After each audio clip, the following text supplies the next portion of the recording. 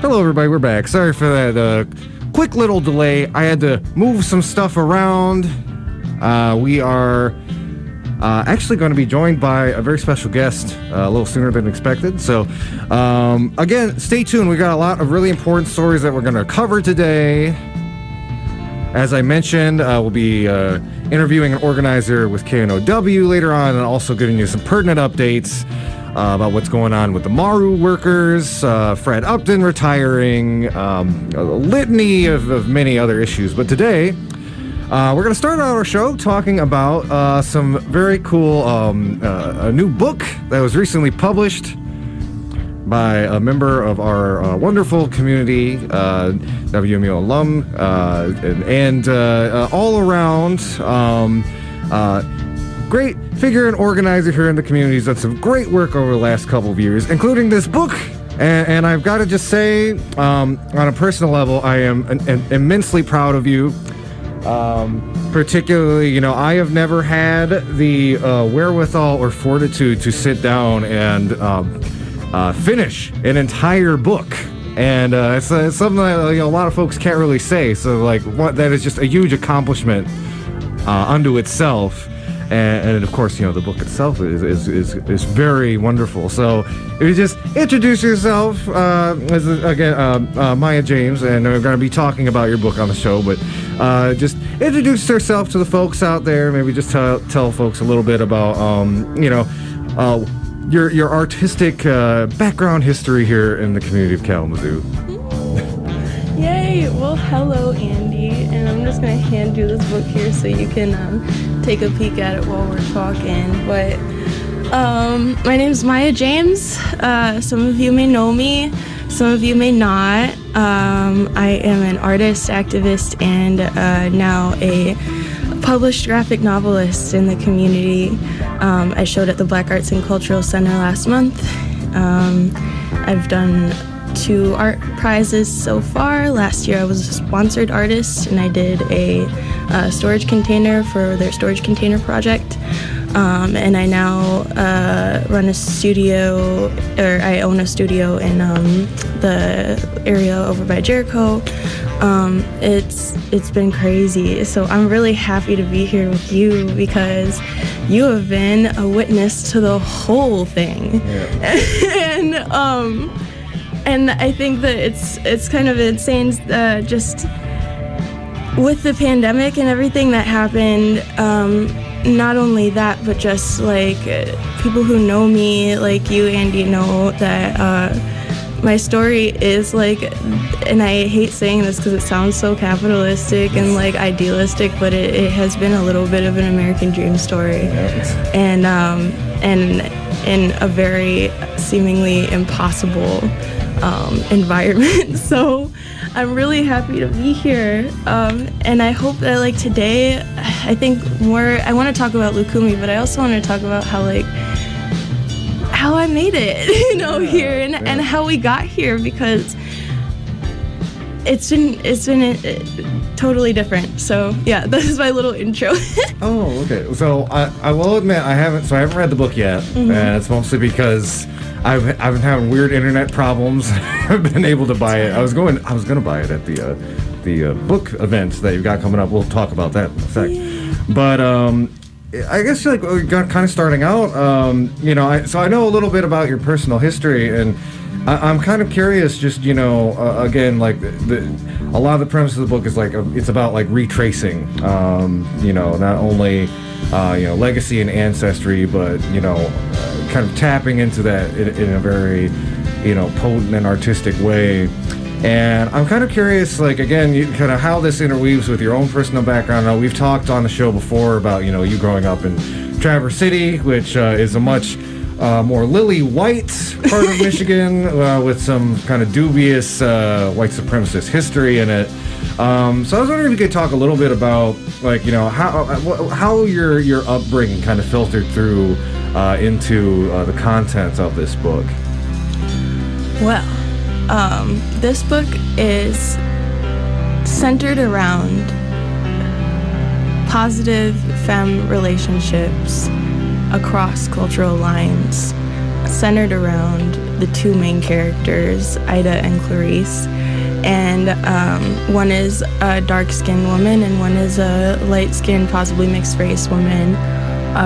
And it's about their last conversation they had as friends that was a horrible, petty argument about colorism.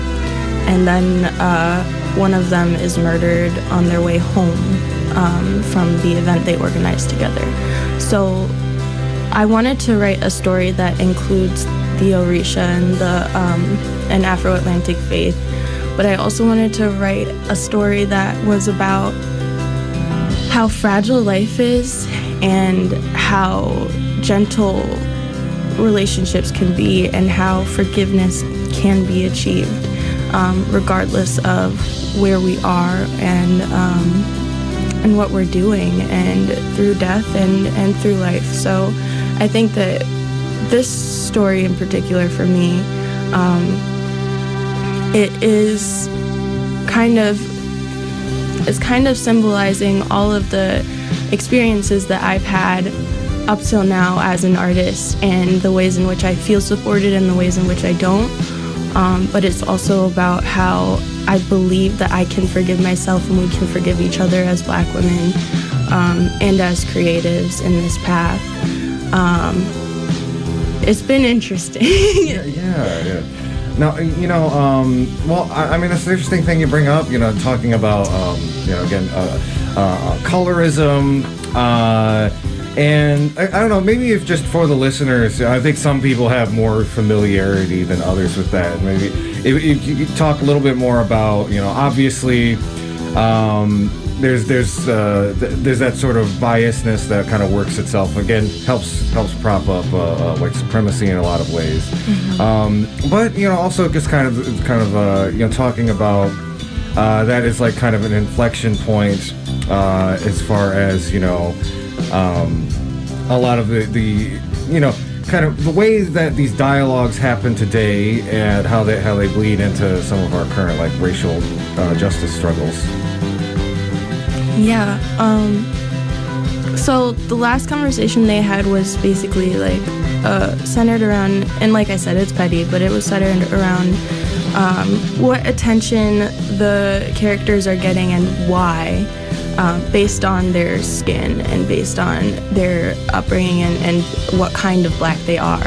And it's also an example of like, when we as Black women especially start policing each other's Blackness, or trying to define what that looks like without being in each other's shoes. And I think that in and of itself is a really good example of colorism, because we don't understand the dichotomy of what is happening to Black women when it connects to where they're coming from.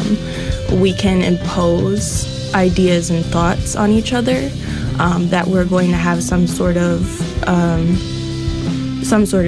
easier life or more difficult life based on what we look like, but we also can't be in that person's shoes and understand the differences of what's happening. So when it comes to like how Black women are disappearing at exorbitant rates, like the natural hair movement and who's getting more attention for their locks, and for their hair, and when it comes down to like murder rates. And so I can assume, like as an author, what a darker skinned woman is experiencing, but I can't ever be the authority on that, and vice versa. A darker skinned woman can't have the authority on if my life is going to be like more difficult or less difficult, even though there are places in which we all are privileged, and that is a real thing, and there are intersections.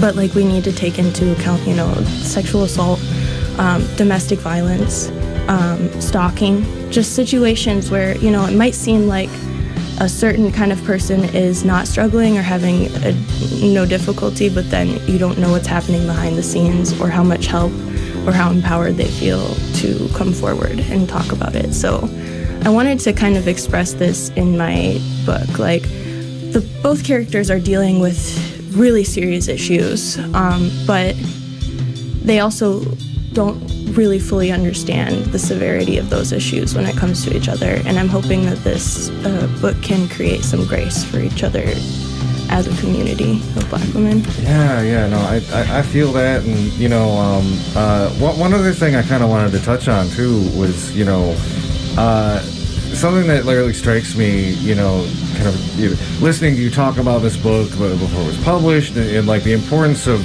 talking about like ancestry and legacy, and you know, this is something that's always been very important, you know, in like the Black radical tradition.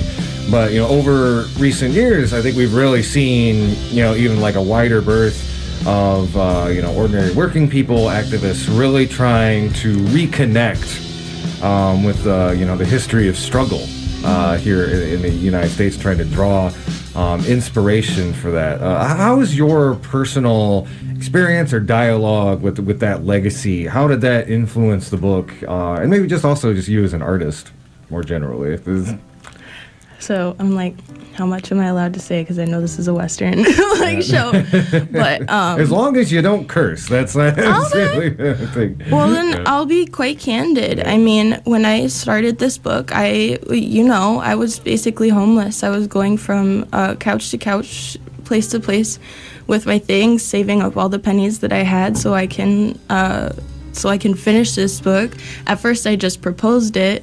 And then I got the book deal, and then I still wasn't like, I took maybe the first payment from that and I put it together, and eventually after like a year or so I could afford my own place, and then I had to survive on basically just that. And I was going to school when it started, and I actually, when I got the residency for the book, which was life-changing because I was living in like a shack basically, like a tiny, tiny apartment where it's like you reach your hand out and you're in the kitchen, you know?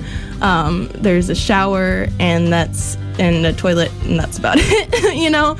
And so I was doing this, and I got this residency, which was through the Dearborn City Hall Artist Lofts, and I was the first Black woman to get this residency. And I was actually taking an art course here, and it was with a particular teacher I did not very much enjoy, and she told me point blank if I took my residency that she would fail me, and I had to drop the course, and every day that I didn't show up for that course, she, almost like a kind of a spite thing, put forth like a letter of concern. And like the more poverty I was experiencing at the time, the harder it was to like be a student. And I did have to take a break, and I am grateful for that. And I think it helped my career immensely. And people should take time for rest for themselves, especially when they're doing big things. And 4 years later, I do have a book, and it did get here. And I am a teacher for the Education for the Arts program, and I'm doing the things that I've always wanted to do. But it took not only a lot of struggle, but a lot of heartbreak, losing a lot of people, feeling like I'm not enough, or literally not being enough for a lot of situations, and I think that all of that self-realization is in this book. I did 192 illustrations over the course of 2 years, which is the most I've ever created in my entire life. And I wrote the script. My lovely publishing company, Mammal Press, which is an Arab American female-owned and collective company, they gave me an opportunity because they saw me, and they're people like me, and I couldn't be more grateful. But I think my advice to anybody who is starting as an artist or trying to come forth as an artist and make it their career is like, take time for yourself and keep doing the things that you love, even if it seems like, you know, it's unforgiving. You know, I'm actually glad that you said that, because that was going to be my next question. You know, especially we have a lot of you know, younger listeners who are like artists themselves in the community. What advice would you give to them, you know, those who are either just starting out or are trying to also kind of figure out like how to kind of tap in to their own creativity to try to develop something that really intersects the personal and the political in potent way that this book does. But for those folks out there, maybe you could expand a little bit on maybe not even talking a little bit about the nuts and bolts of your creative process, but also just maybe on a more like emotional, spiritual level, where this journey creating this book has taken you and how that might be helpful to other people who might be trying to get onto a similar path. Yeah, I say this in every radio interview for this book, but it's important. And it's quit your day job. Like seriously, I think, and like I said, it is a very big risk, right? Like I quit my day job multiple times, and I was at times homeless, at times struggling, at times not knowing where my next paycheck was going to come from, at times accepting donations because I'm just trying to live my life and I have this bill that needs to be paid. But 100% I suggest quit your day job and don't accept anything less than what you deserve. If you know your art is worthy, then there's nobody who can tell you that it's not. And I think that money is always coming. It's just a thing that exists. It's an energy that we have, and sometimes it can be very scary not knowing where that energy is going to come from. But I think that investing that energy when you do have it into your craft and only your craft is the most important thing you can possibly do. Spiritually, I would say, connect to your ancestors.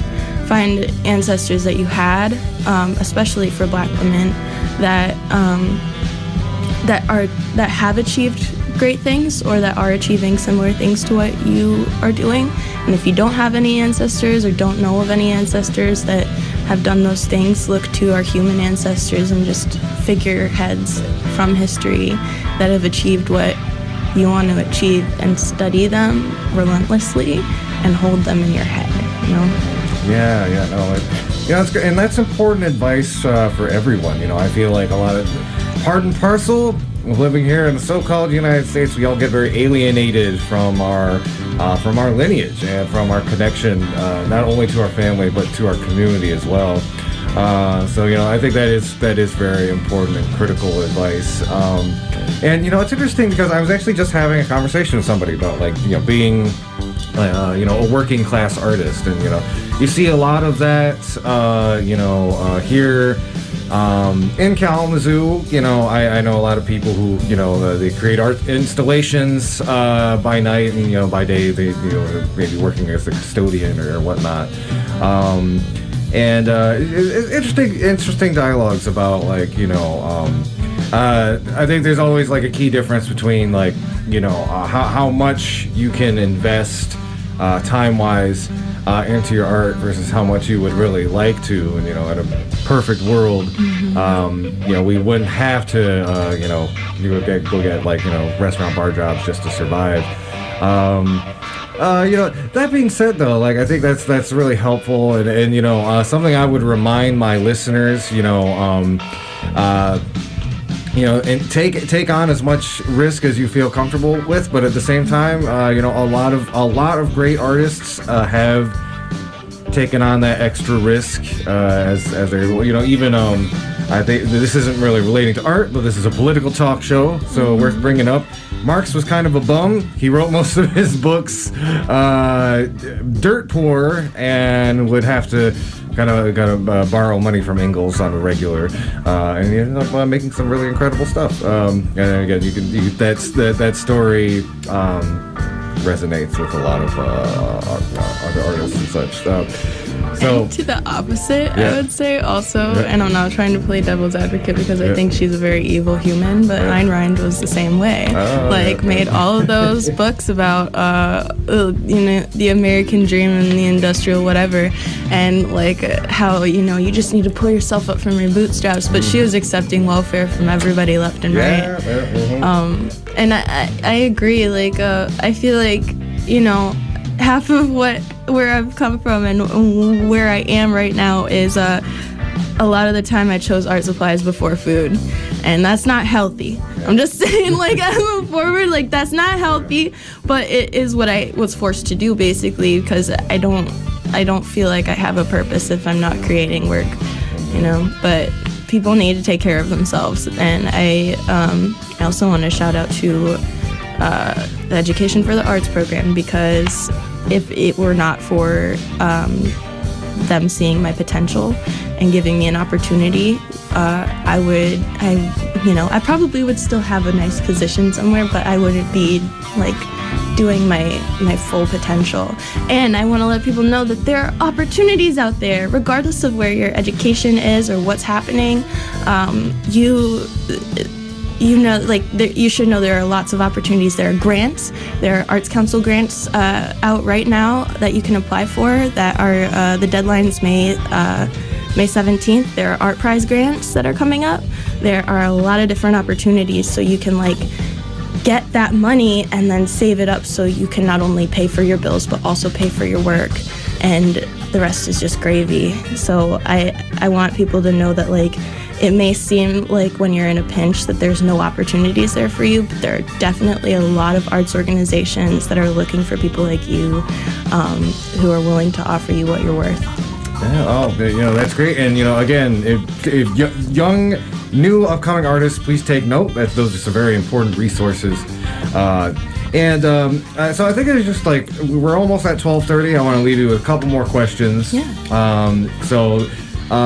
I guess to cap this off again, on our show we talk a lot about, social justice, how the media covers it, kind of anti-capitalist critique and anti-racist critique, etc. And I just wanted to put a fine point on it. As somebody I know, like, you've also been out there, in various struggles, and also through your artwork.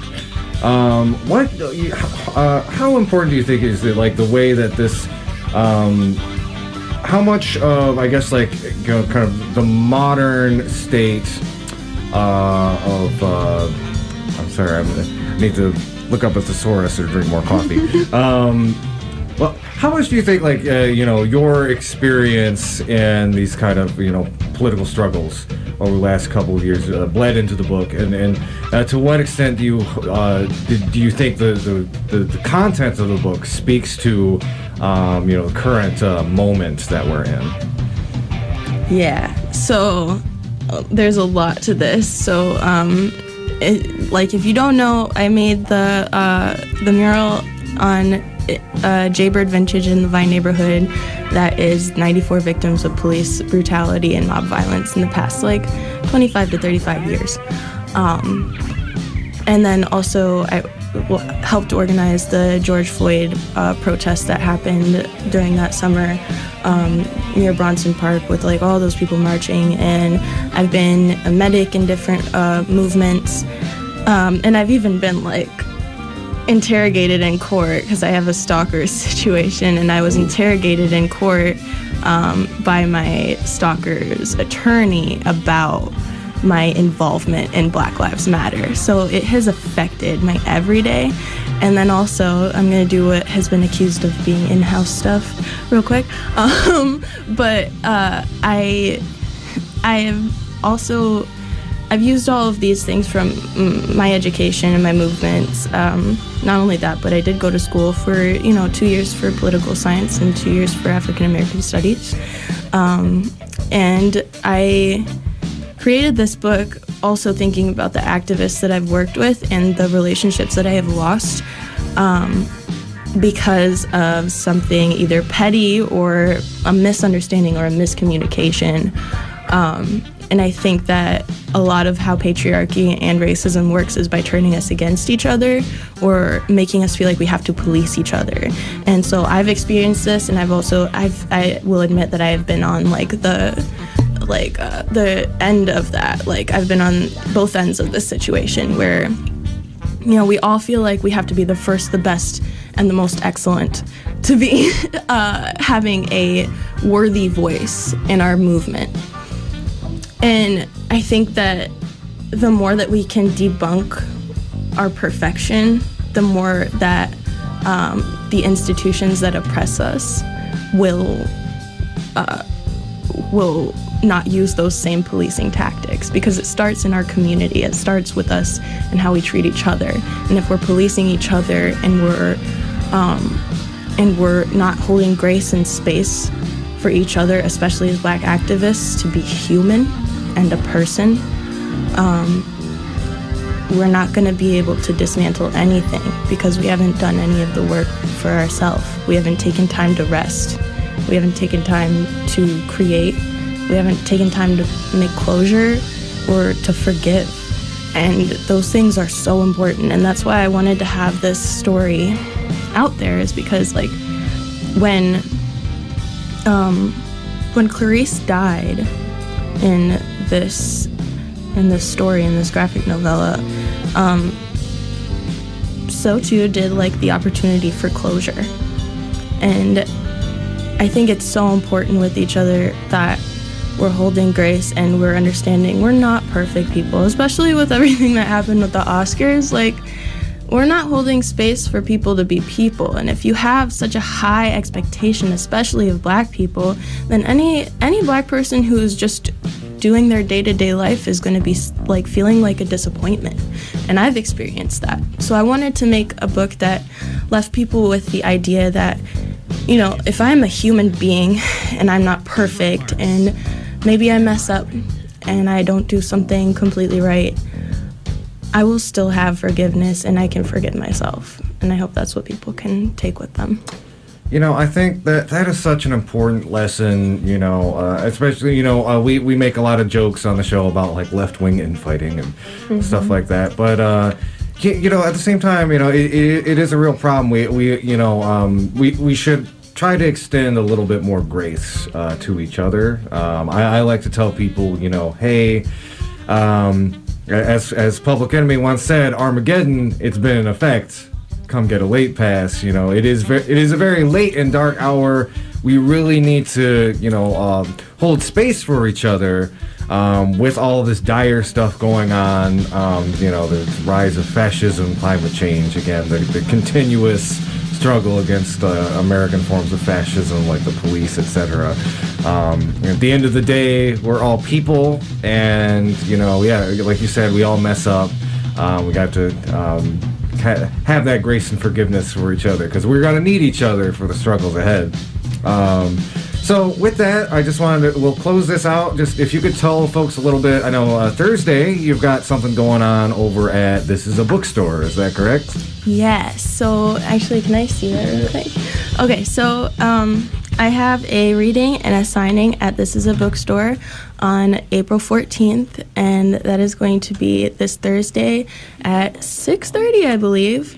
I will be there. I will be signing copies, and I will also be giving a short reading.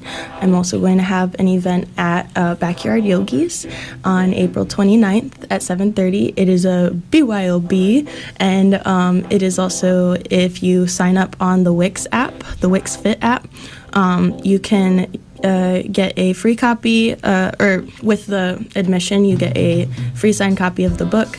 And, you know, there's light refreshments and things as well. But could you allow me to just read the first, like, few pages of this novel to you? It's very quick. Please, by all means. So, and if I butcher my Baba's name, I'm very sorry, because I'm not used to calling him by his full name, but I'm gonna do my best.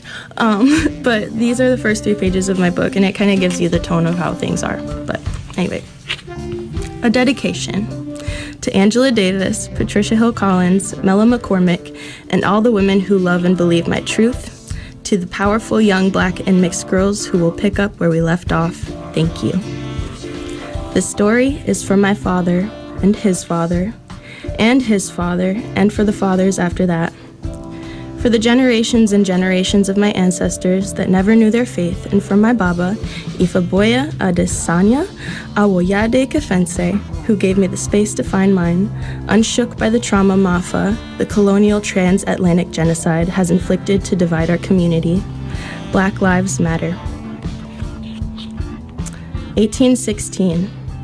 After several years of being exhibited in Paris and London as the Hottentot Venus, Sarah Baartman, a coy woman from what is now South Africa, dies. In the London exhibit, she is displayed caged, rocking back and forth to emphasize her supposedly wild and dangerous nature. She wears a tight-fitting dress whose brown color matches her skin tones. When ordered to do so, she leaves her cage and parades before the audience, who seem fascinated with what they see as her most intriguing feature, her buttocks. Some in the audience are content to merely look. One eyewitness recounts with horror how Baartman endures poking and prodding as people try to ascertain for themselves whether or not her buttocks are real. In the context of popular London shows that display as forms of entertainment talking pigs, animal monsters, and human oddities such as the fattest man on earth, little people, giants, and similar freaks of nature, these reactions to Sarah Baartman's exhibition are not unusual. Upon Baartman's death, George Cuvier, one of the fathers of modern biology, claims her body without consent in the interests of science. Her subsequent dissection becomes one of at least 7 others completed on the bodies of women of color from 1814 to 1870. Their goal? To advance the field of classical comparative anatomy, also known as racial pseudoscience. Patricia Hill Collins, Black Sexual Politics, 2005. Wow. Well, I'm personally really excited to read this. And again, folks, you can check out the book signing. That's 6:30 at This Is a Bookstore on Thursday. That's correct. And when was the other event? I'm sorry. It's going to be April 29th at 7:30 at Backyard Yogis. Okay, great. Thank you so much, Maya, for coming on the show. It's great to see you. I'm so proud of you. This book is so dope. Oh, my God. Check it out. Lukumi. That's Lukumi. And it's Mahmoud Press? Mahmoud Press. Mahmoud Press. Okay. Thank y'all. We're going to take a little break. Y'all are listening to Media Cyphers only on 89.1 WIDR or online at widerfm.org, your only source for political revolution. Thank you.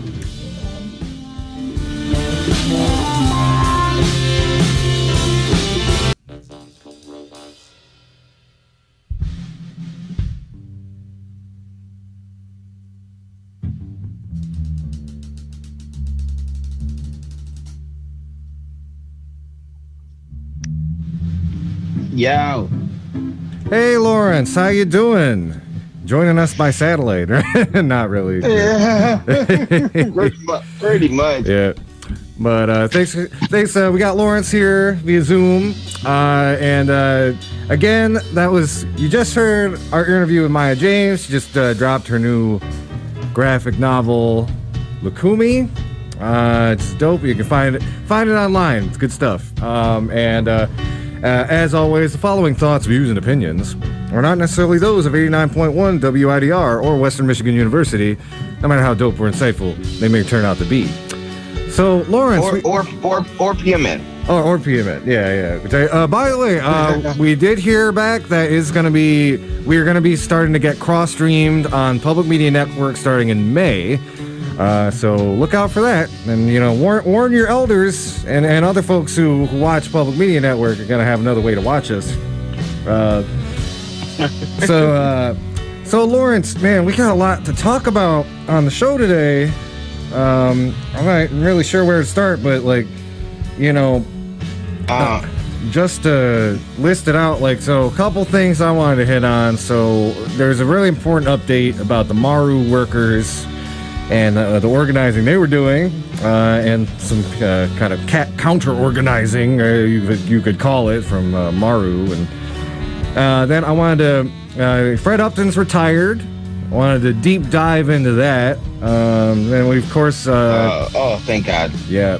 We've got... The verdict just came down. The folks who tried to kidnap the governor. And... there's also, of course, a really awful police shooting in Grand Rapids that we wanted to touch on. So, Lawrence, I was just curious, one, how you doing? And two, anything in particular that you want to talk about first? Man. I'm okay, man. Still just trying to get through day by day. My friends My other stream that I do with my friends, our gaming channel, What's Up, It's Us, that me and my friends do on Monday on Twitch. We're a small channel and we finally hit 50 followers, so that was pretty dope. But other than that, man, just trying to.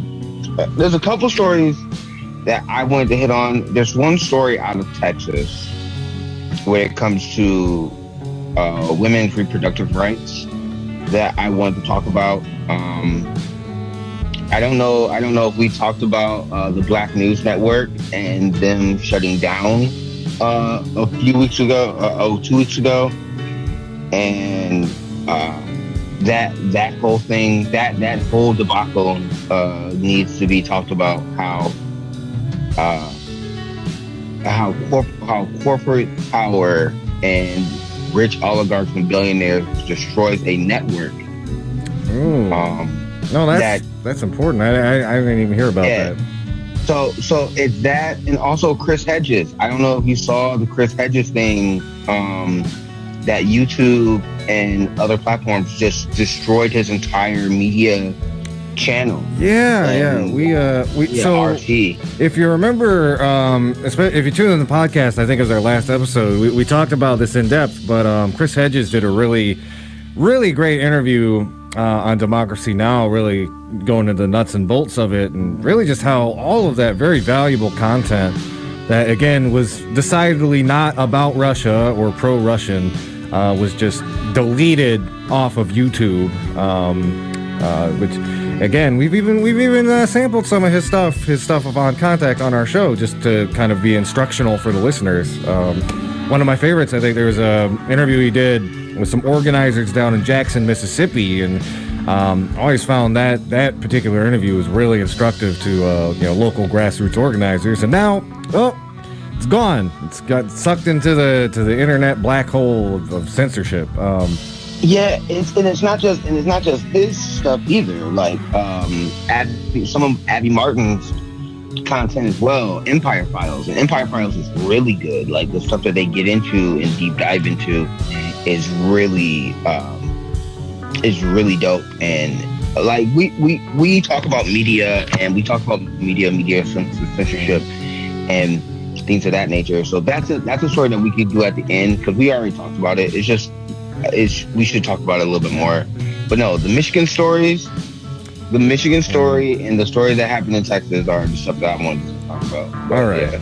So I think I did want to start with just some updates about Maru. And, again, a couple weeks ago, we told all of y'all out there in Radio Land that, the Maru workers, the sushi place downtown, were organizing and uniting and trying to get better working conditions at the workplace. And there is a distressing follow-up. So following the Maru workers, demanding making those very sensible demands, as of April 5th, before that, Facebook post on the Friday previous to April 5th, Maru Sushi and Grill said due to unexpected circumstances, they were going to be closing the restaurant indefinitely.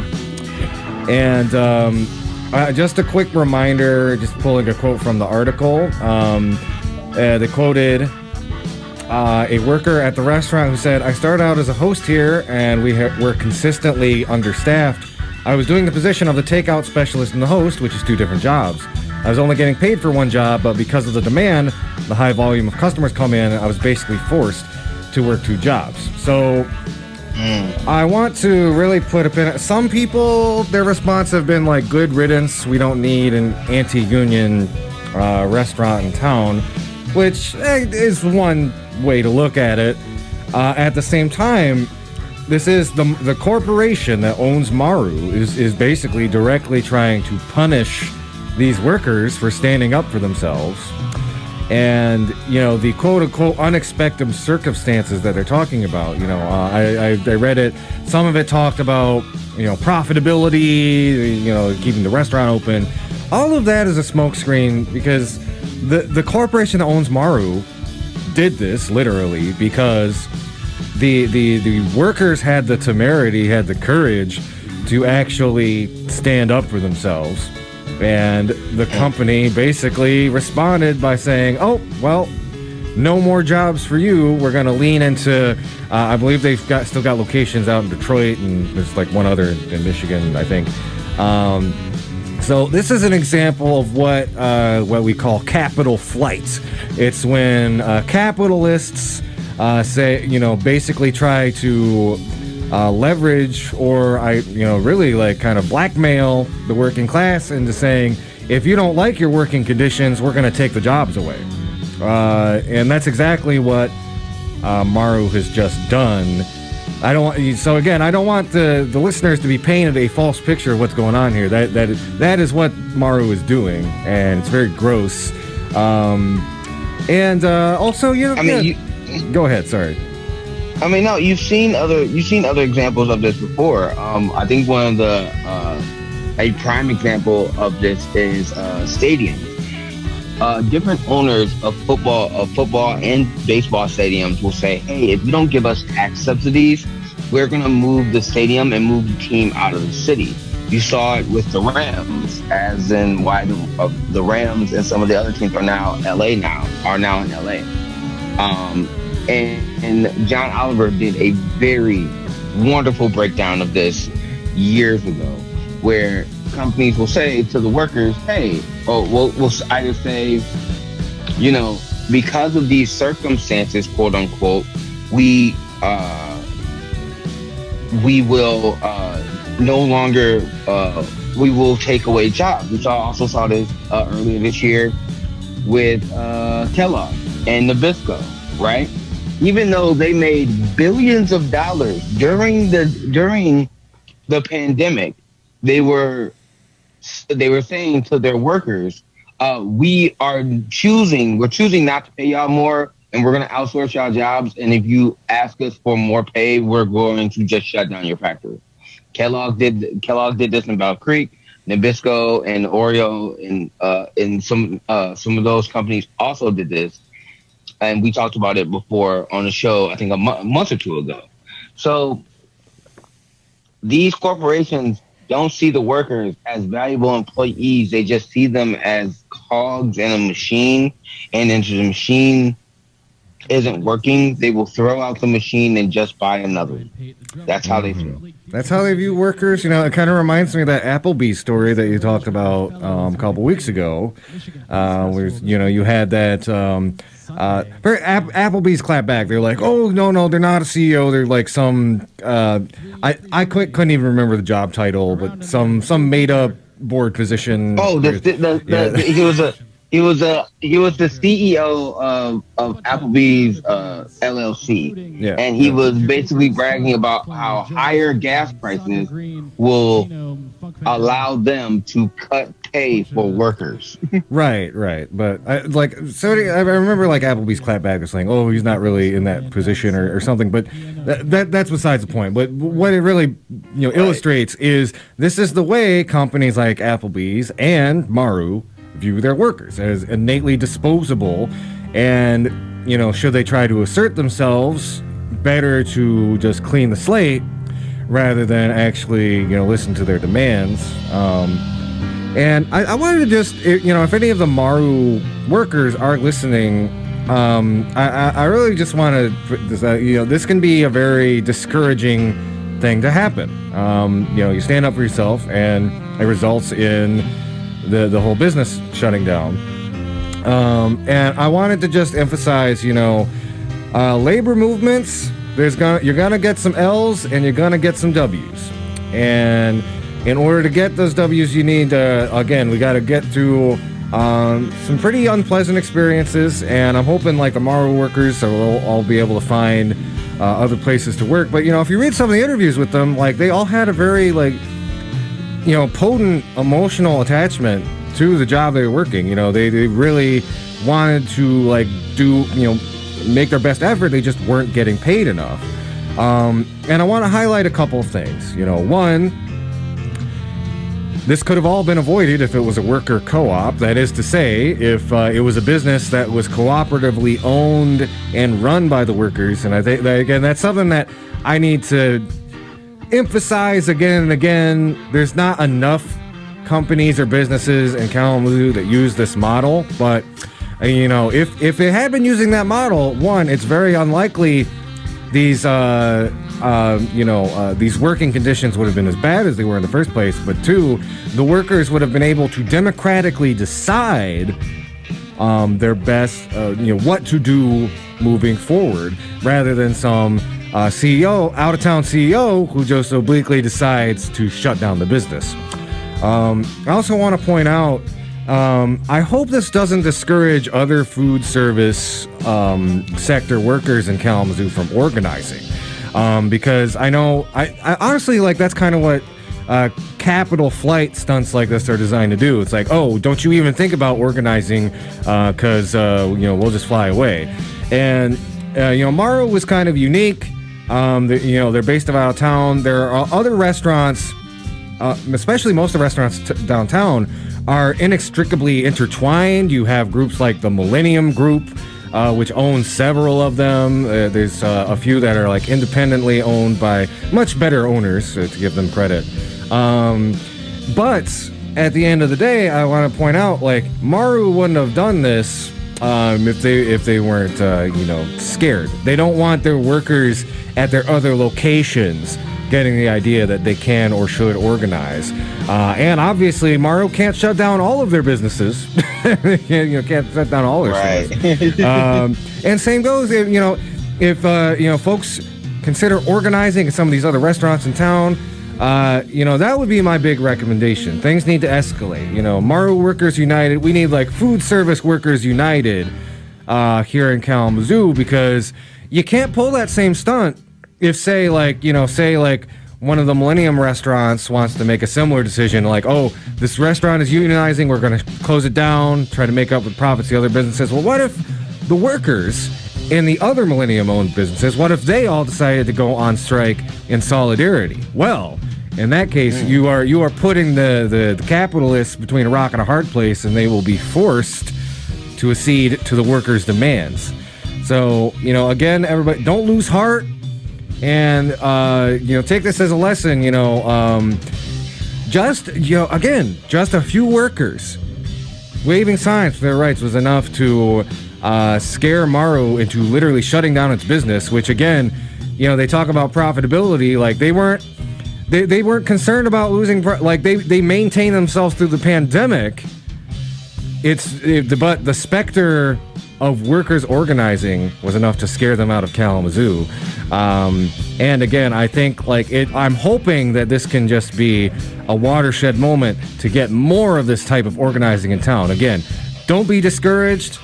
Again, they wouldn't be doing this if they weren't afraid. And it kind of dovetails with what's been going on with a lot of the Starbucks. Starbucks unions are popping up like mad. It's just like the gates have been open. And of course, let's not forget about the amazing victory over at Amazon and Staten Island just about a week and a half ago. So again, if those folks can take on Starbucks, if those folks can take on Amazon, food service workers of Kalamazoo, you can unite and you can take on the people who run the industries here in Kzoo. Absolutely. All right. Lawrence, did you have anything else to add to this story, or should we move on to the next one? No, we can move on to the next one. Do we want to talk about Upton? Or? Talk about... let's talk about Upton. Okay. Before we get into the sad news, let's talk about some good news. Yeah. So, first of all, I got some data and some stats. I had a real super hot take. Like, I literally found out about it like an hour before the show. Quick reminder, just because we're at noon here, y'all are listening to 89.1 WIDR Kalamazoo, your only source for political revolution. Anyway. So I literally found out about Fred Upton retiring like a half hour before the show started, so I didn't have time to put together anything too like comprehensive, but I touched on a few things, and I wanted to see, Lawrence, give you an opportunity. Like, what is your take on Fred Upton retiring? And then I've got some numbers related to Fred Upton, and also some numbers related to Bill Huizenga, who is going to be running in the newly constituted District 4, which we are now a part of. Well, how do I feel about Fred Upton? Fred Upton is your typical right-wing Republican. When Koch industry money and other dark influences in our money and politics started to infect Michigan. Basically, when money and politics started to affect our area, and his donors started to tell him that he should be anti-science, he should be against gun control, he should be more draconian and right-wing with his ideology. Fred, when they told him to jump, Fred said how high. He was a fantastic steward for the status quo. And the status quo was to make sure that everything that could be progressive, everything that would be good for our community, anything that he could do to stand in the way of progress, he chose to do so. I am happy that he's retiring, and I hope that we put someone who's actual progressive, someone who actually cares about our community, someone who's actually shows up in our community to talk to the people, to represent us, will actually do so. Because Fred did not. He was a conduit. He was a cog in the machine of the status quo, and he played that role beautifully. Yeah, exactly. And I'm going to read an excerpt here in just a second from Dark Money, but we'll see who we can run. Right now, as of right now, I know the Democratic Party is fielding. There's two candidates running in their primary: Joseph Alfonso and Chris Glasser. Would love to get them on the show at some point for the primary. But I wanted to talk a little bit of kind of looking into the future in just a moment. But before we do that, so I talked a little. So you mentioned like the Koch money and that kind of thing. And last week I mentioned like just the way that money really like changed Fred Upton. And there's this great excerpt from Jane Mayer's classic book Dark Money that I really think puts a nail. Drives it home, I should say. So I'm just going to read this quick excerpt from the book talking about this. So Koch Industries lobbying disclosures show that the company spent over $8 million lobbying Congress in 2011, much of it on environmental issues. The best measure of its new congressional clout might have been the naked belly crawl, as the political reporter Robert Draper termed it, performed by Michigan Congressman Fred Upton in hopes of snaring the Energy and Commerce Committee's chairmanship. Prior to 2010, Upton had been known as an environmental moderate.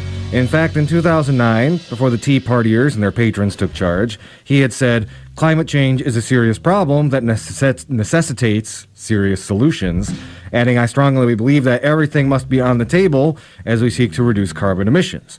In 2010, however, Upton, like many Republican moderates, faced a potentially career-killing primary challenge from the right. Upton survived, but others who accepted the growing scientific consensus on climate change, such as Robert Inglis of South Carolina, were defeated, serving as a cautionary warning to the rest. Inglis became convinced of the reality of global warming on a congressional trip to Antarctica, during which scientists showed him polar ice samples containing rising amounts of carbon dioxide following the Industrial Revolution. So skipping down just a little bit. In contrast, Upton became a born-again doubter. By 2010, he had renounced his previous climate apostasy and co-authored an op-ed piece in the Wall Street Journal with Tim Phillips, president of Americans for Prosperity, in which they called the EPA's plan to regulate carbon emissions an unconstitutional power grab that would kill millions of jobs unless Congress steps in. Upton also joined lawsuits ginned up by the Americans for Prosperity aimed at stopping the EPA. The belly crawl paid off. As the new session of Congress began, Upton secured the chairmanship, promising to drag the EPA administrator, Lisa Jackson, to testify before his committee so often, he bragged, that she would need her own congressional parking space. And, just skipping down one more time, Congressman Upton insisted that he hadn't changed his position on environmental issues. But Jeremy Simmons, then a senior vice president of the nonpartisan National Wildlife Federation, said that the transformation was like night and day. He continued, in the past, the committee majority viewed the Clean Air Act as an effective way to protect the public. Now, the committee treats the Clean Air Act and the EPA as if they are the enemy. Voters didn't ask for this pro-polluter agenda, but the Koch brothers spent their money well, and their presence can be felt. So, again, that excerpt from Dark Money illustrates in really concrete terms the way that Fred Upton caved on his own, on the truth, his own values, etc., when some political pressure was put on him by the Koch brothers and, again, the big fossil fuel industry. So, again, anybody remembering Fred Upton with some, glossy-eyed nostalgia, maybe because he stood up against Trump, etc., don't get it twisted. This is the type of politician that Fred Upton was and is. Yeah, he is.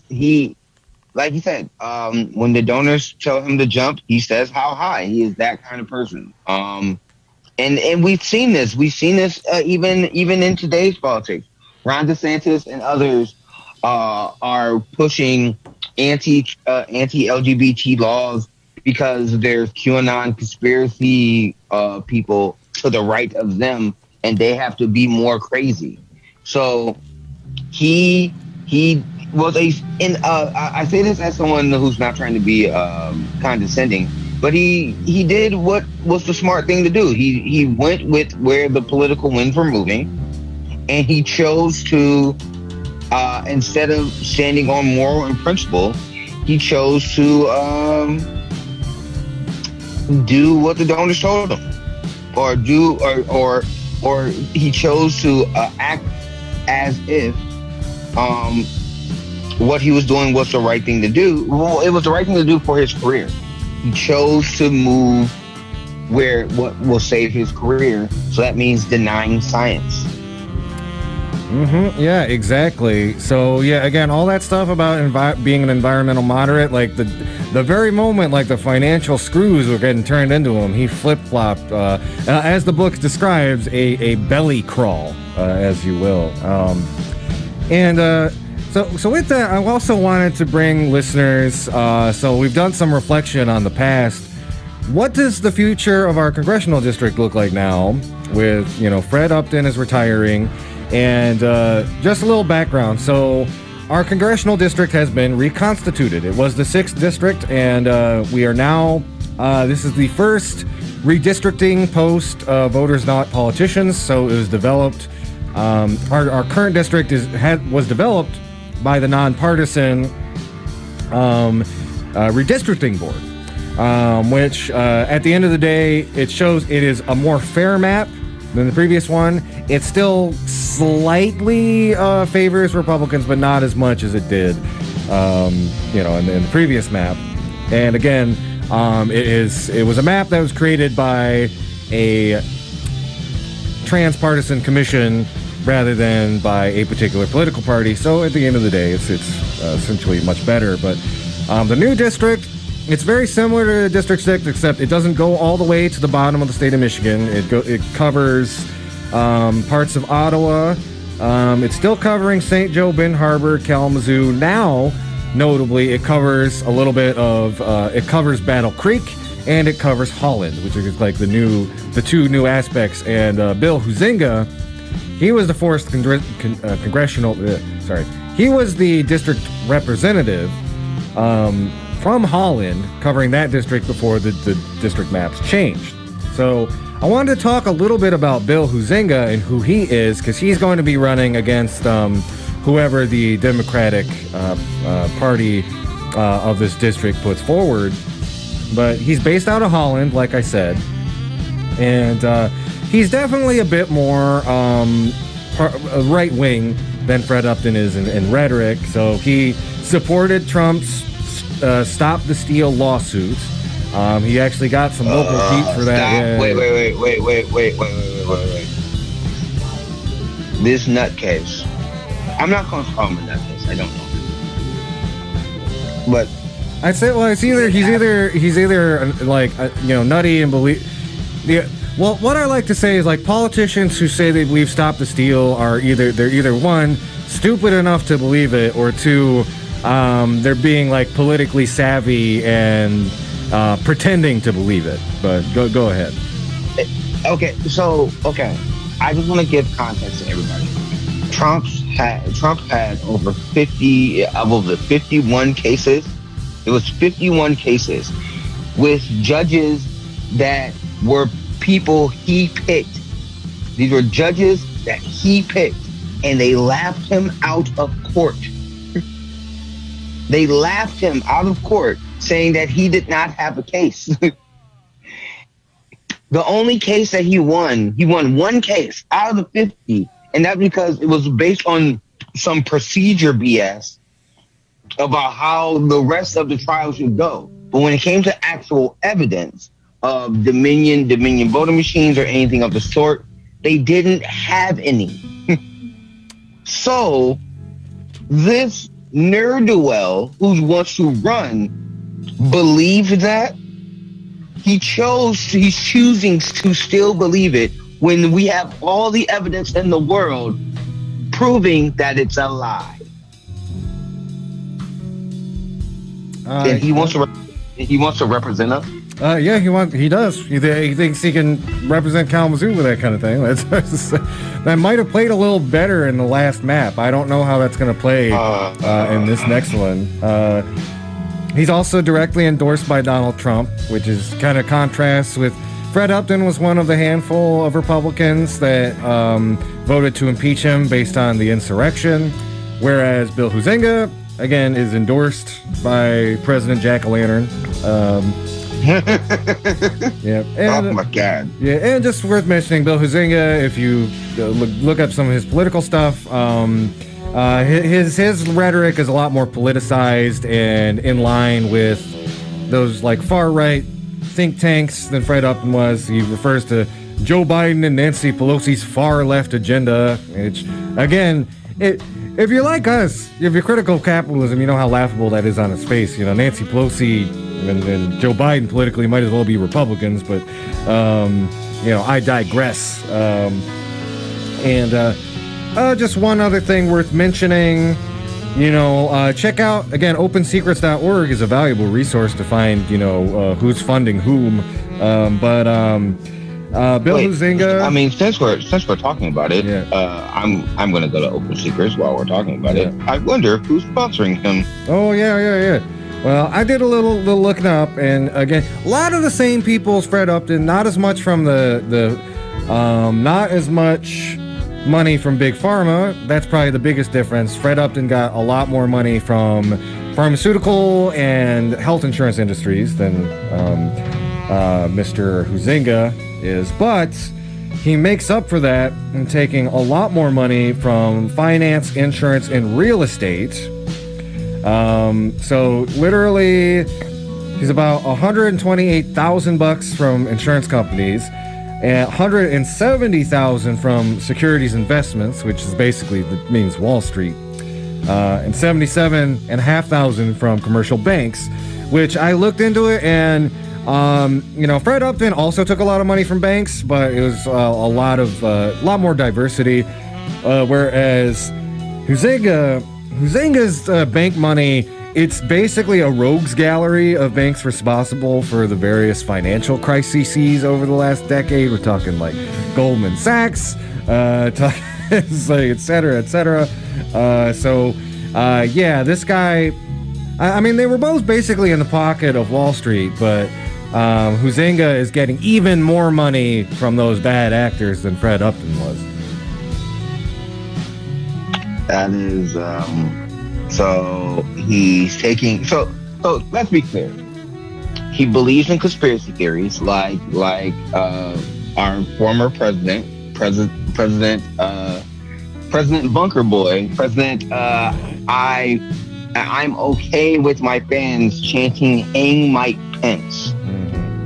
That guy, he's endorsed by the guy who was okay with his rally goers wanting to hang the vice president that they supported. He's that guy. He also takes money from the same institutions that destroyed the global economy. Yep. Why? Just why? That's all. I just want just why. That's all. It's not even any other question. Just why? Why is he running? What are you running for? Why are you? Well, like, I mean, he's running. Well, I mean, we just said he's running for the insurance companies and the banks and the Wall Street companies. Yeah, he's not running. He's not running to help us. I can tell you that. He's not running because he has some intellectual. He's going to do some intellectual jutsu to help the average working person. There's nothing in his from the donors that he has, and I can only imagine his policy. I haven't seen his policies yet. I can just imagine his ads now. There's probably going to be like tractors and cornfields, and he's like, if you want somebody who's going to fight against the Democratic Party elites, blah blah blah. It's like my brother in Christ, you are an elite. You are one of the elites. You are running for the elites. You are one of the people that you're talking about. Yeah. What are we doing here? Like my God, just Jesus take the wheel. That's all. So I don't want to I don't want to spend too much time prognosticating or crystal balling what the next election is going to look like. Again, interesting things are in play. We're adding in Holland and Battle Creek to the mix. Somewhat less of the rural towns to the south, but it's still going to be a pretty competitive race. And I think all I'll really say about that is like, yo, if you want to beat this guy, this Bill Huizenga, whoever's running, you got to do what you got to do to get working class people to vote. And that's that's basically what we say time and time again. But like, yeah, if you can excite working class people with policy ideas that will tangibly, make their lives better, then you might be able to dethrone Mr. Huizenga. If not, you're going to be represented by Mr. Wall Street for the next was it 2 years or 6 years? No, 2 years. I mean, we were already represented by Mr. Wall Street. Yeah. Fred Upton was Mr. Wall Street. If you want something that's not the status quo, can we get someone else? Like Jesus, can we get someone else? And also, we'll be putting these Democratic candidates under a microscope too. So like, we'll tell you who's funding them. And again, we always recommend like our litmus test is like we really only recommend voting for people who are funded by small dollar people's donations rather than corporations, because a lot of Democrats are bought and sold by the very same companies. All right, so back. Absolutely. I think about time. I don't have much else to say on this. We'll transition to another story.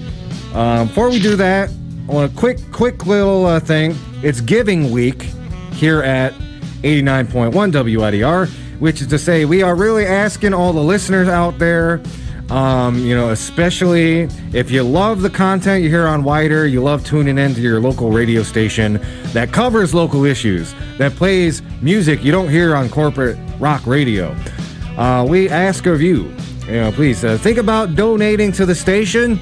You can do that via our website. That's www.widerfm.org. Should be a little donate button right over there. We really appreciate it. It's how we get to stay open, stay as an independent radio station. And goodness, in our current media climate, don't we need it? All right. So, Lawrence, what did you want to hit on next? We have to talk about the Grand Rapids story. Yes, absolutely. And let me pull up the article. So, a little background on this. We have some really shocking police brutality up in Grand Rapids. And one thing that I think is perhaps most notable about this is, I guess I'll say first what the actual circumstances are before I talk about my commentary on it. But this is, again, story coming out of Grand Rapids. An unarmed black man was killed by Grand Rapids police. And it was at a traffic stop. It was Patrick Lyoya. He's 26. And the man's family, they are asking for the video. And the family want the video to be shown to the world. Lyoya was an immigrant. He came from the Democratic Republic of Congo in 2014. And this is a really sick and twisted irony here. His brother said, I knew that they came to, they came to the United States to escape the violence in the Democratic Republic of Congo. And brother goes on to say, I knew that they came to America, it was going to be safe. As it turns out, there's no safety here. So I just want to hit on that. A black immigrant, an African immigrant, moves to Grand Rapids, Michigan to escape the violence in their homeland and ends up getting gunned down by police. And according to the family, and we will see, hopefully we'll see the video footage sooner rather than later. According to the family, we're not, but I have an update to that. But go ahead. According to the family, he was basically murdered execution style. He was face down on the ground with a knee on his back, and the officer, basically drew his pistol and shot him in the head. That is what the family is saying happened, which is, if you can mentally picture that is an incredibly violent and disgusting act of escalation for somebody who is pinned down, restrained on the ground. There's literally no reason to do that other than you thought, I can't even think about what's going on in the officer's head, but you were basically murdering an unarmed, defenseless person, execution style. And there was a march through Grand Rapids over the weekend to demand justice about this. And I think, I guess one last thing before I turn it over to you, Lawrence. One of the things that has really struck me about this issue is the lack of media coverage. So I've seen, Wood TV8 cover this. I mean, they're based out of Grand Rapids, so that would make some degree of sense. I've seen MLive cover it, but nothing on WWMT, nothing on any of the other local news outlets, nothing in national media, even though, as we all remember, what happened with George Floyd, that sparked a summer, a season of rebellion. And, if we're taking this particular act at face value, it is a level, an escalated level of brutality and murder to just, again, shoot someone in the head while they are pinned down and restrained. But I thought it was notable how there is a kind of lack of discussion about this in the mainstream media versus what you saw, last year or 2 years ago during the more recent Black Lives Matter uprisings. And I don't know, Lawrence, maybe you have some thoughts on that. You said you have some more information as well. MLive wrote, and again, this is coming from MLive and on the article. The police chief, Eric Wilstorm, The Grand Rapids Police Chief Eric Wilson commits to release the video by noon on Friday, April 15th. I want everybody to remember that the murder took place April 9th. So the murder took place April 9th. Peter, I don't know how to say his last name, the father of Patrick, said, "I don't want the video to be edited. I want people to see how my son was killed. I want the entire world to see how my son was executed." The fact that the police are choosing to release the tape a week from now, like later this week, when the murder took place 2-3 weeks ago, lets you know how bad it is. Because if the police thought that the tape would help their case of them thinking that that they were justified in their actions, they would have been released the tapes.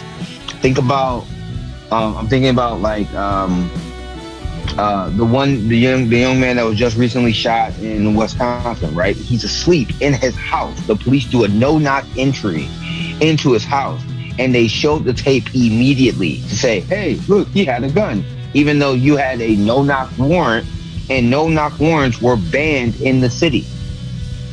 You know, look at Philando Castile, right? Or Laquan McDonald, or Scott Walker, right? All these tapes were released because the police thought that either they took a long time to get released because the police knew they wasn't justified in what they did. Not in any way, shape. It took a long time for them to be released because they knew they messed up. Yeah, no, I totally agree. And I don't know, Lawrence, do you have any thoughts about the fact like this really hasn't pierced national news yet, or do you think that's something that's forthcoming, or do you think like, because like, you know, I was talking with some friends about this, and it's like it's really weird that the media wouldn't be covering this unless, like, you know, do you think there's maybe a hesitancy to cover this story because, again, just how outrageous it is, and like a concern that maybe it'll spark more protests? No, because the protests, when the protests took place, the media was still spinning it and using it for views. But our media in our country looks at the violence on black bodies as the norm, as something that's just commonplace. It's not looked at as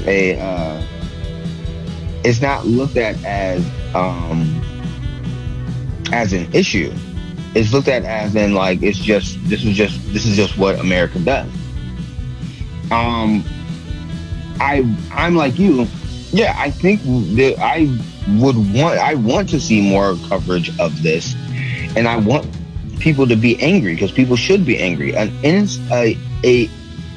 innocent person who, again, when you read the articles, there wasn't a reason for them to execute him. Even if they did have him face down on the ground. If you have him face down on the ground, then he's no longer a threat. Why do you shouldn't have your gun out if he's already cooperating and he's face down on the ground. It goes to how, not just how the police looks at black people, but how the media, how our media looks at violence against black people. I mean, look, we just got done talking about the slap. We talked about the slap, right? A few weeks ago, right? And how people were joking about it. How Chris Rock got slapped on national television. Now, if that was any other celebrity that got slapped, if that was a white person that would have got slapped, then Will Smith wouldn't have been able to sit down and stayed at his in his chair. He would have got escorted out of the building. You know what I'm saying? Like we have been trained so many times to look at the victims of crimes like this as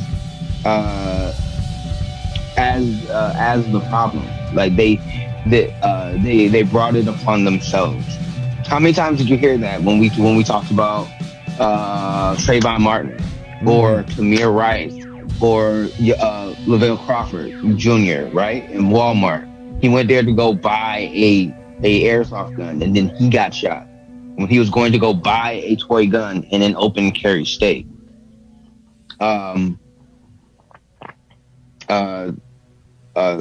There's so many countless stories that we've done where the media makes the excuse for the police that there's nothing to see here. And the fact that they're going to release the footage, hopefully unedited, not slowed down in real time, and just let the footage speak for itself.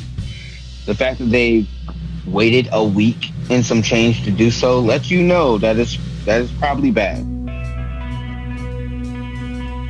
And that's probably what the media, mass media, is probably waiting for. They're waiting to see the footage so they can justify his murder. Yeah, and like I think he said, this is a story that I hope is going to develop, and we will see what happens. We'll keep you updated. We'll get resources for comrades and GR, or if there's going to be any events going on that have to do with this. But like you said, video is dropping Friday, and we shall see. But again, just really egregious example of police violence. Racist police violence, and I'm sure we'll be talking about this on the show again as the situation develops. All right. Hey everybody out there, this is Media Cyphers, only on 89.1 WIDR. We are joined today with an organizer from KNOW, that's Kalamazoo Nonviolent Opponents of War, and they've got an event coming up right here on campus in just a couple of days on Thursday, and we wanted to invite one of y'all on to come on the show and talk about this film screening you got coming up. Raelyn, if you could just introduce yourself real quick and maybe tell folks a little bit about what is KNOW and how you got involved with them.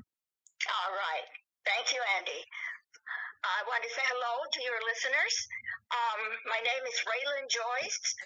I am active in KNOW and also active in another group that is really the official sponsor of this event, which overlaps with KNOW, and that is the Friends Committee on National Legislation, FCNL, advocacy team. So we have members from Kalamazoo Friends meeting on this team, and also members from Kalamazoo Nonviolent Opponents of War. The two are very close; they overlap in terms of purpose, promoting peace and justice, sustainability, creating a better world. So this advocacy team just started this year. And it's affiliated with Friends Committee on National Legislation, which is a national group based in organization. It's 67 years old, or 70 maybe years old, based in Washington, D.C. And we have created an advocacy team here to work on a single issue for the year. And the single issue for the year this year is Yemen. There's a real concern about Yemen and doing something about it. So all of the advocacy teams from around the country, and there are over 100, maybe 140 from all over the country, are trying to lobby our Congress and the government on this particular issue.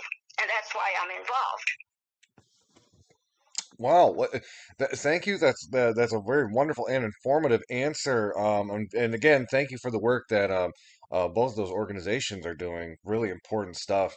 I'm definitely gonna dive into some of the political congressional angle in a minute here, but I thought first, just wanted to ask. So the film that y'all have chosen to screen this Thursday is Hunger Ward, and I just want to ask why your organizations decided to screen that particular film, and just overall what Hunger Ward is about.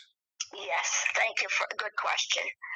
Hunger Ward was a movie made about 2 years ago, and that's when I first saw it, and it opened up a whole world for me.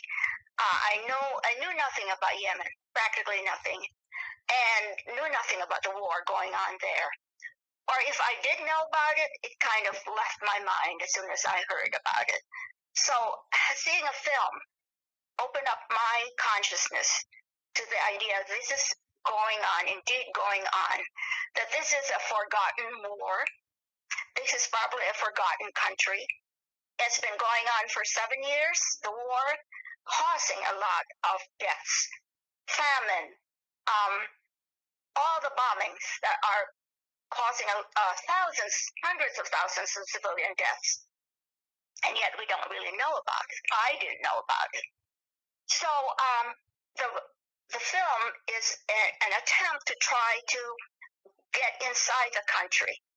And the words of the filmmaker, it's filmed from inside two of the most active therapeutic feeding centers in Yemen. And it documents two female healthcare workers fighting to thwart the spread of starvation against the backdrop of a forgotten war. And note that this was made about 2 years ago. The war had been going on for 5 years. And here we are, 7 years later, and we're still trying to draw attention to this problem.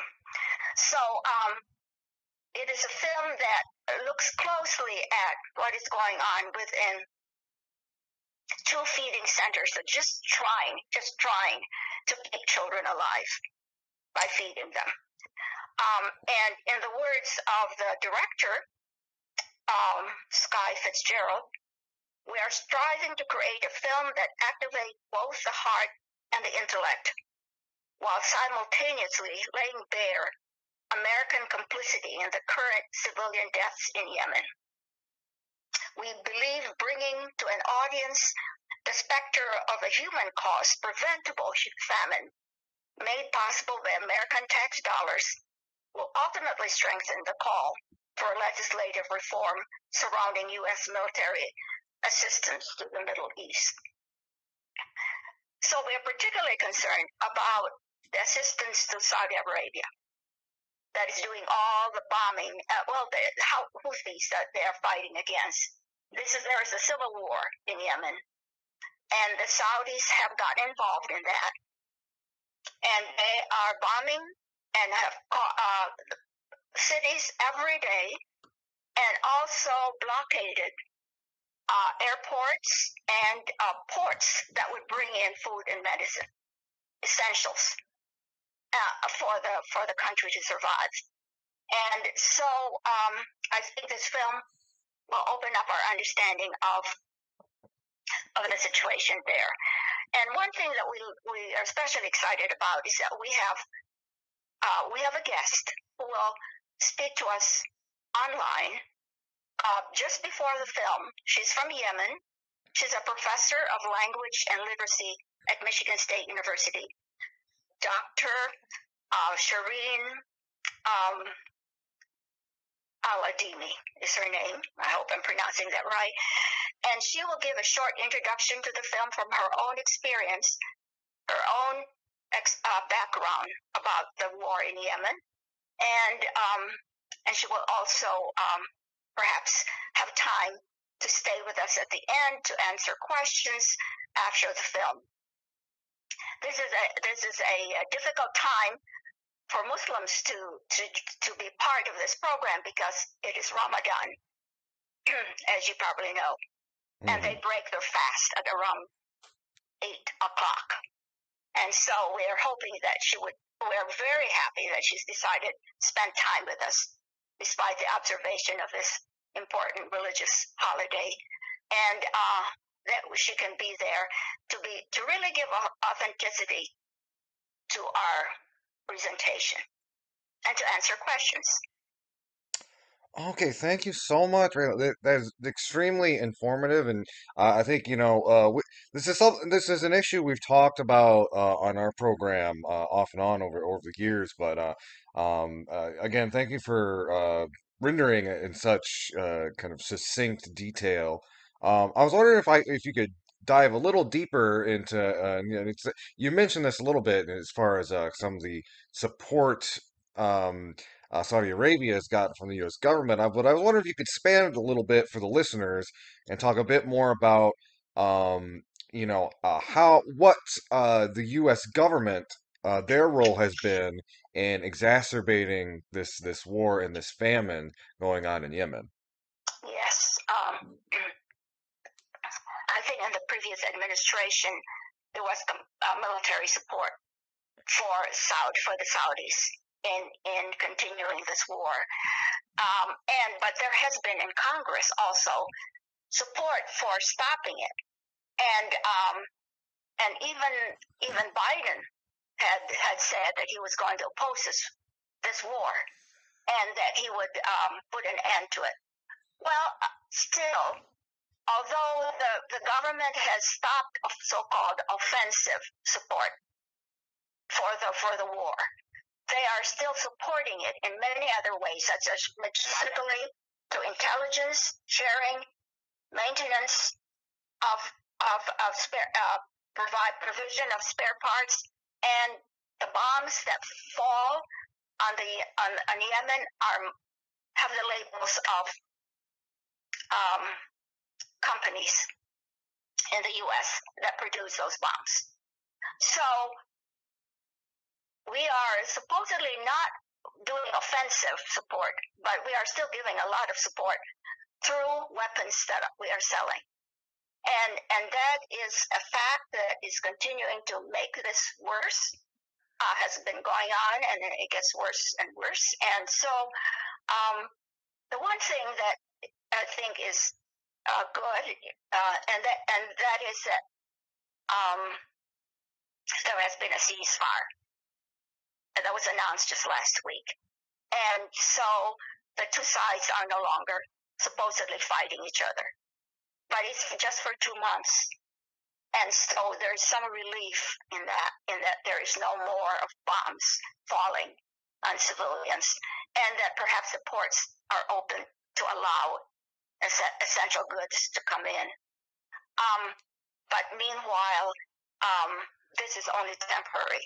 And so we are looking for a solution that is more permanent. And I can talk about that too, if you wish. Oh, certainly, yes. Just to put a fine point on what you were saying. So, yes, we've seen some moves in Congress. I think somewhat recently, about a year ago, President Biden expressed his support of, withdrawing support from Saudi Arabia. But we are still seeing a lot of these weapon sales. Just from your own perspective, is this illustrative of kind of the grip that the military industrial complex has in the U.S. Even though you have people as high as President Biden talking about the war needing to stop. Again, these weapons are still being sold. What do you think that says about the state of the influence of companies like Raytheon and Northrop Grumman and such on the U.S. government?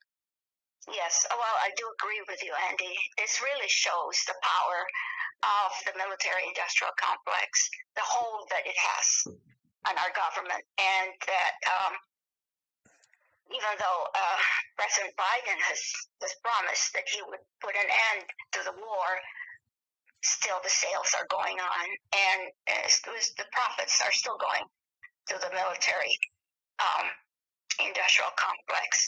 And we are not, we're kind of at the mercy, it seems, but at the same time, and we have been struggling with this, as you know, trying to reduce the military budget, trying not to waste our resources, wonderful resources, on the military as it's being flagrantly wasted in the military in many different ways. But at the same time, we work with what's available to us, and if it means going and visiting our lobbying our congresspeople, our senators, and our congressmen, also sending letters to President Biden, encouraging him to keep his promise of ending this war, and to just not let profit for the military just be the main, and also oil be the main reason for our policy. We just people in Kalamazoo are working on this can sometimes get very discouraged about this overwhelming, it seems overwhelming power of military industrial complex. But we need to work on it. You need to keep going every day. So I agree with you in that. I couldn't agree more, and I definitely want to remind my listeners, it seemed hopeless, 3, 4, 5 years ago, and then that very same public pressure, you started seeing, senators and Congress people stepping out and standing against the war in Yemen, up to the point where we actually got a vote against it, and so we are much further along than we were even then. And I so agree. I would encourage people, don't get discouraged. Everything that has happened been the result of public pressure, and we just, for as the distance that still needs to be gone, like, we the people do have the power to push the needle on that. Um, I want to ask you. So you mentioned, talking about long-term solutions. I was wondering if perhaps you could expand on that a little bit. Well, what I would consider a more long-term solution, although we would like it to happen immediately, is to pass a war powers resolution on Yemen so that it would end this unconstitutional U.S. military intervention in Yemen, so that Congress would have the power to decide whether there should be a war in another country, and that power should not be given to the president. And so we need that war powers resolution to be introduced to Congress, and there is a bipartisan group who are going to introduce that soon. And one member is from they're members from the two parties. So what we would like is support for the introduction of this war powers resolution, and that would drive more members of Congress to state their support in the coming weeks. And to quote Hassan Al-Tayyab from FCNL, who is the expert on the Middle East, he says, we can lay a strong foundation for the Yemen war powers resolution to be introduced and add pressure to ensure that the ceasefire continues and ultimately leads to the end of the war. All right. Thank you so much. And again, for listeners out there, it's just a little historical context there. Originally, just the way Constitution is written is that Congress needs to approve acts of war before they go forward. And that's really has not been the case for the last several decades, particularly since the beginning of the War on Terror, where president has had far more sweeping leverage to have war-making powers. So next thing I wanted to ask, this is kind of switching gears a little bit, but of course, over the last several weeks, we've seen the invasion of Ukraine, and we're starting to see, again, the name of the show is Media Cyphers, so we like to really examine closely how the mainstream media is presenting and analyzing things. And I wanted to talk about kind of like the difference between, say, how the media is currently covering Ukraine and the coverage or perhaps lack of coverage of the war in Yemen. And I wanted to just kind of ask you, why do you think there is, because, what I mean by that, read between the lines, is that the war in Yemen has definitely not had the same type or level of coverage as, say the current war or the invasion of Ukraine has, which again is also another horrible and despicable conflict. But if you were to compare them both, you could definitely see one is talk about in a much more extensive and somewhat different way. So why do you think it is that this again the coverage of what's going on in Ukraine is so consistently highlighted, whereas the war in Yemen is often kind of pushed into the background? You've asked a good question, Andy. I've asked that same question myself, and I really have not been a big follower of the news for the reason that it is so heartbreaking to watch the news as they display all the atrocities that are happening in the Ukraine, and at the same time very conscious of the same kinds of atrocities, perhaps not exactly the same, but atrocities are also happening in Yemen, and that has not at all been given any attention, and that it's been going on for 7 years. Yemen is a very poor country, one of the poorest in the world, and so there has not been any attention, and I confess my own ignorance about this country. So all of us are complicit in a way, in that we know what's going on with some countries. We favor some countries over others in terms of our knowledge, in terms of what we choose to ignore. And but for me, the war in Ukraine is a reminder that if I were really committed to doing something about war and to end war on the planet, I would work on something that has some possibility of resolving. And I know I have felt very hopeless about Ukraine. And I know that I can feel more hope in working on Yemen. And there are lives also that have been lost, thousands and hundreds of thousands of lives, and still going on. And the solution to that seems somewhat more doable, more simple, and maybe still as hard as can be. If it hadn't been hard, we would have been able to solve the problem.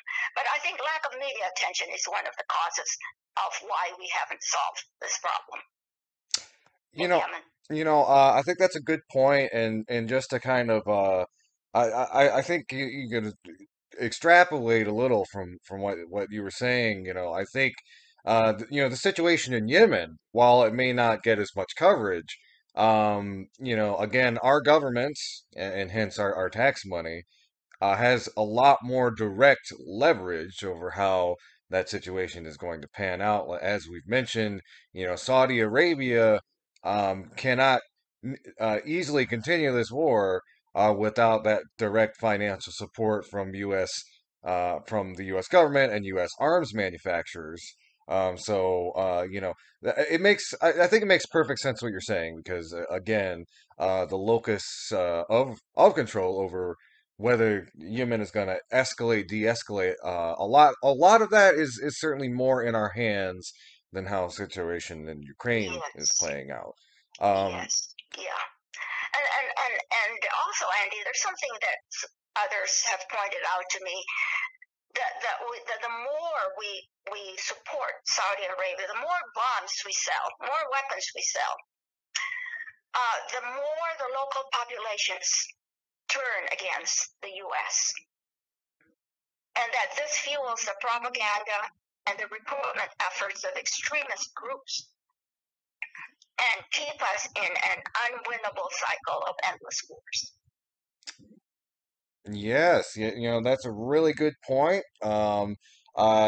There's maybe I'll link in the comments. There's some really good or link on our Facebook page. There's some really great scholarship about that in countries like Afghanistan, where our presence has tended to kind of balloon up a lot of these groups like Al Qaeda and the Taliban, rather than Yes. vice versa. So, kind of rounding it back, I just talked a little bit about like how things might be a bit more in our hands, but want to really put a pin on it. Again, I want to thank y'all for trying to bring attention to this issue and organizing this event.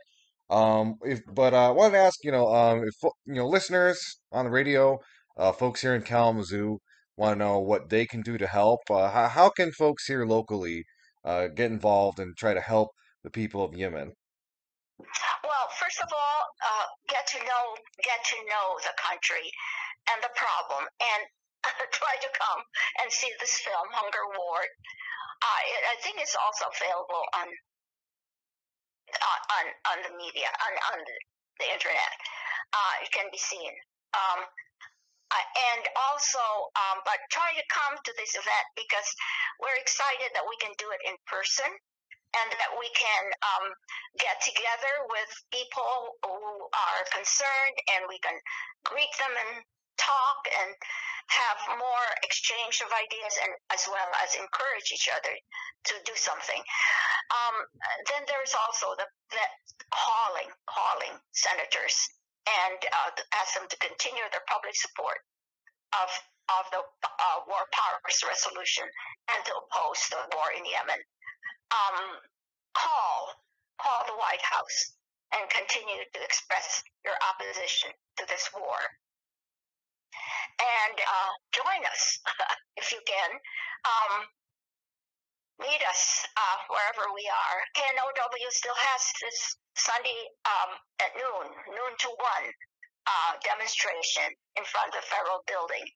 And we do encourage each other as we meet. We do feel that we are a community. We're not working alone. It's really important to feel that you have other people supporting you. Just really curious. I don't know if you know this offhand, but do you recall if our current congressional representative is Fred Upton? Does he support the War Powers Act? Has he said anything about the war in Yemen? I think he opposed it. He supported it when it was being considered in Congress. He voted for it. But Okay. currently, we have tried to get in touch with him and to try to talk to one of his staff members to lobby for his sponsorship of his War Powers Resolution Act. And maybe he's just too busy trying to finish his term, but he has not responded to any of our requests to talk to him. So, who's going to replace him? That would be an interesting question. We hope that we will have some influence on our representative. And our two senators are very supportive of this, although they have not sponsored yet. Sponsorship is really important because it shows public support for it, and other members of Congress can then we can hope that they will follow suit. But so that's where we are. We keep trying to get the attention of the staff members of our Congress people. We have already lobbied both senators and their staff members. Talk to them in person, on Zoom twice, at least. And so we're hoping that we can continue that pressure. Oh, great, Raelyn. And just one last question. Folks who want to come out to this documentary screening of Hunger Ward, can you tell folks when and where they can go to check this event out? Thank you. All right. It's going to be at 7 p.m. Thursday. That's April 14, 1910 Sangren at Western Michigan University. So in the evening, there's free parking for people who are not who are coming in from outside the campus. There's free parking behind Sangren Hall. And we do hope that students would come out of their own curiosity and concern, and that professors, teachers would encourage their students to attend. We hope that the staff of Western would also try to show up and learn more about this and figure out what they can do about it. Thank you, Andy, for bringing this up and for drawing attention to this particular event. Well, Really appreciate it. oh, of course, and thank y'all again for organizing it. I'm gonna try to make it out there, and my listeners, I hope we see some of y'all down there as well. And again, thank you again so much, Raelyn, and you have yourself a fantastic afternoon. Wonderful. Thank you, Andy. Bye. All right.